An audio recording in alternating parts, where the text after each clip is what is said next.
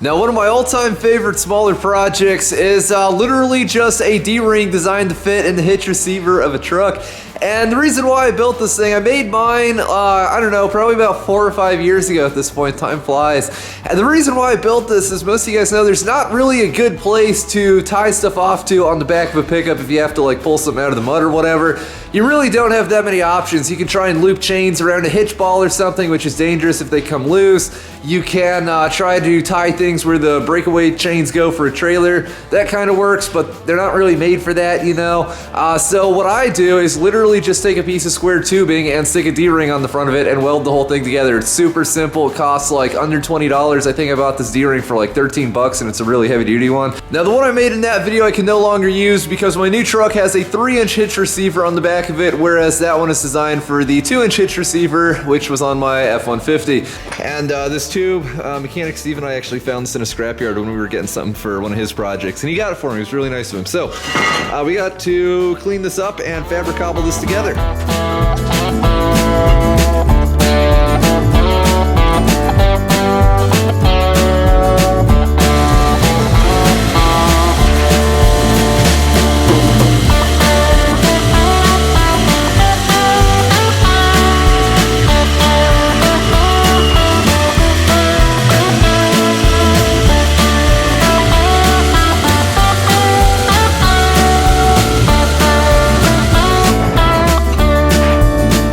And took a look at the truck, and I think I want this to be 9 inches long.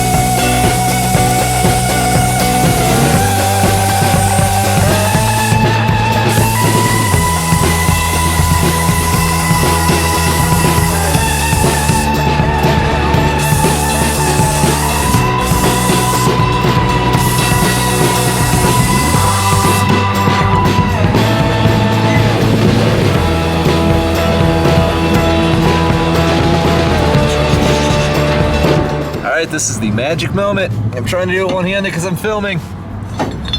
Oh yeah. I like it. I like it, I like it. Now I hung it from the D-ring, so the paint on the D-ring is not perfect, but it's a D-ring, so it's gonna get rubbed off of there like the first time it's used anyway. And of course I can put this in sideways if I have to pull on something from an angle. Not really ideal, but neither are most circumstances where you need something like this. Now as you can see, I've painted this a pretty bright red.